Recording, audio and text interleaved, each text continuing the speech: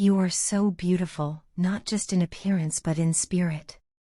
Your kindness, your goodness, and your unwavering devotion to the Source, the universe, and all that is divine have created a radiance around you that only grows stronger with time. You've become increasingly attractive in my eyes, not because of how you look, but because of how you live, how you love, and how you carry yourself. I know you don't seek attention from others. You've never needed validation or applause. But still, I'm sure people notice. They must be drawn to your light, just as I am, even if you aren't aware of it. There was a time when my family said you weren't right for me.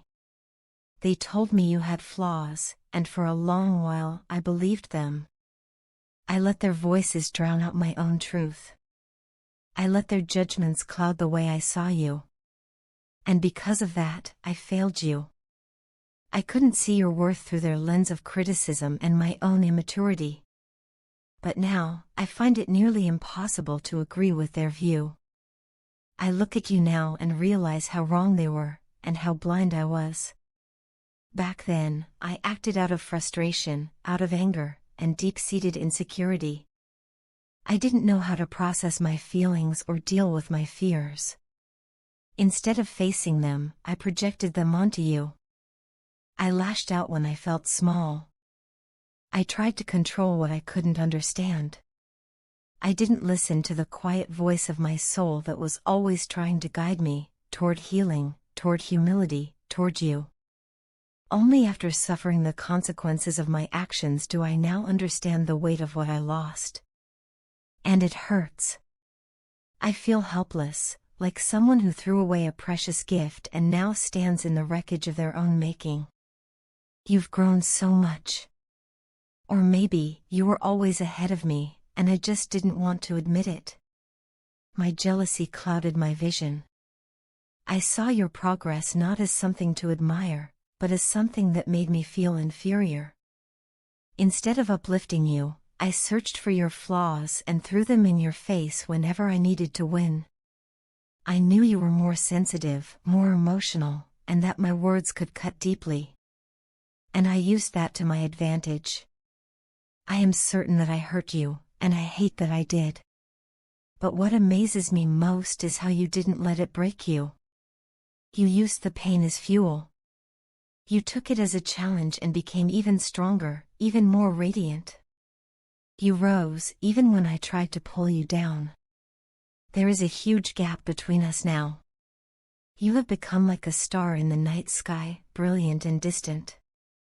And I, caught in my own darkness, now see what I failed to appreciate. I didn't believe in God the way you did. I was too caught up in trying to control everything.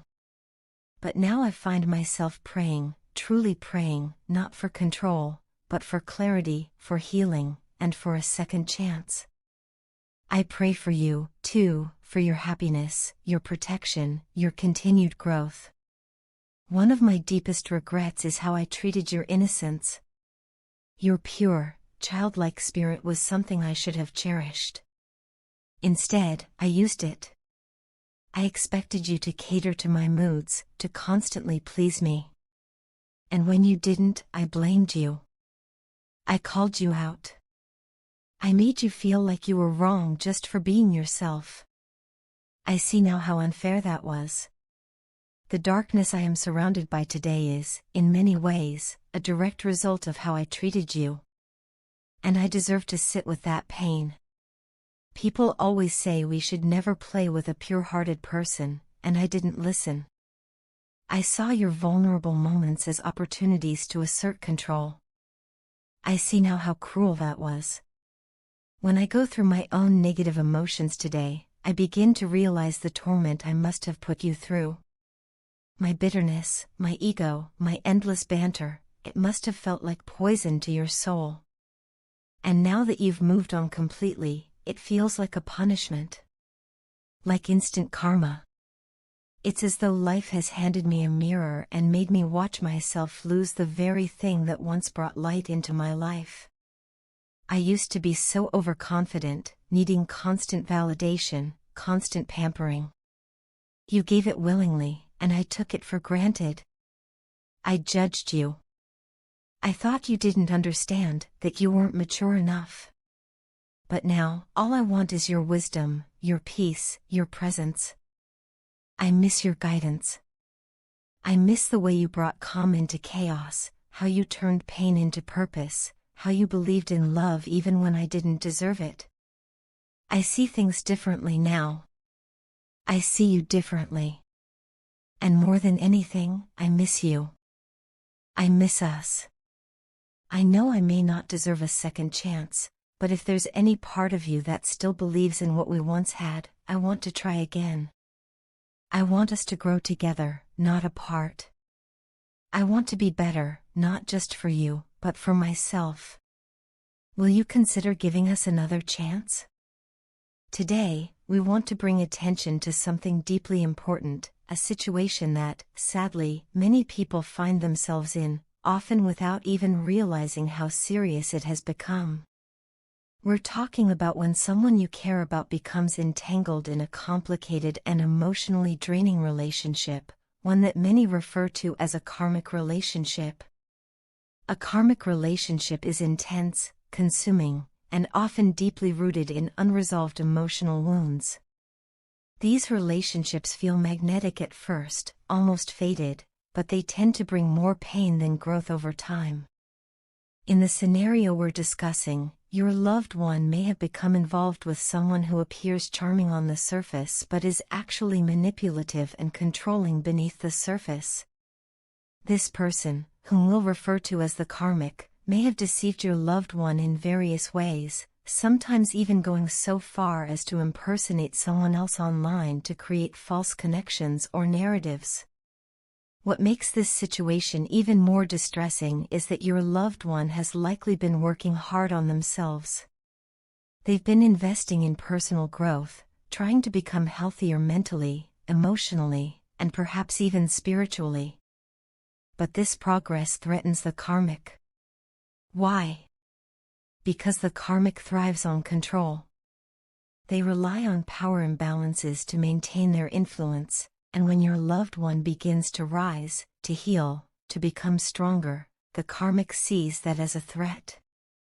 When someone like the karmic feels their control slipping, they don't just walk away. Instead, they double down. They resort to manipulation, gaslighting, and emotional games in an attempt to regain dominance. These tactics can be incredibly subtle or disturbingly overt. For instance, they may make your loved one question their own memory or sanity, twist the truth until your loved one doesn't know what to believe, or use guilt and blame as weapons. At times, they might even make false accusations to isolate your loved one from friends and family, people who could potentially help them see the truth. This constant psychological pressure can leave your loved one in a state of confusion and emotional exhaustion. They may begin to doubt themselves, believing they're overreacting or being too sensitive. In reality, they are under a form of emotional control that is both harmful and deeply toxic. Your loved one is likely anxious all the time, walking on eggshells, never sure what will trigger the next argument or accusation. They may start to feel like they're losing their grip on reality, an effect that is sadly very common in emotionally abusive dynamics. The heartbreaking truth is that your loved one may be nearing their breaking point. They know something isn't right, but they feel stuck, trapped in a cycle they don't know how to escape. They may still care about the karmic, or they might fear what will happen if they leave. They may even feel shame for being in this situation to begin with. All of these emotions can weigh them down and prevent them from seeking help, even when it's desperately needed.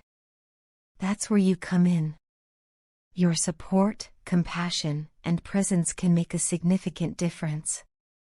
Right now, your loved one needs reassurance that they're not crazy, not weak, and certainly not alone. It's important to listen without judgment, to validate their feelings, and to gently help them recognize the patterns they're caught in. Don't pressure them to leave before they're ready, but make it clear that they have options, and that you'll be there for them no matter what. Breaking free from a karmic relationship isn't easy. It's not something that happens overnight. It's a journey filled with emotional highs and lows, moments of doubt, and setbacks along the way. Healing takes time. Your loved one may need therapy, distance, and a complete rebuild of their self-worth. But with consistent effort and the right support system, they can move forward. It's important to understand that the end of a karmic relationship doesn't just mark the end of a toxic bond, it also marks the beginning of a new chapter. One where your loved one can learn to trust themselves again, to make choices that truly serve their well-being, and to seek out healthier, more balanced connections. So, if you're watching someone you care about struggle through this kind of relationship, don't underestimate the power of your role.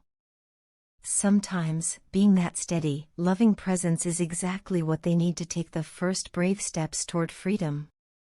Encourage them, uplift them, and remind them that they deserve a life where they are respected, supported, and genuinely loved. Escaping a karmic relationship is not a quick fix, it's a powerful transformation. And with time, patience, and support, your loved one can break free, heal, and build a life full of peace, clarity, and real love.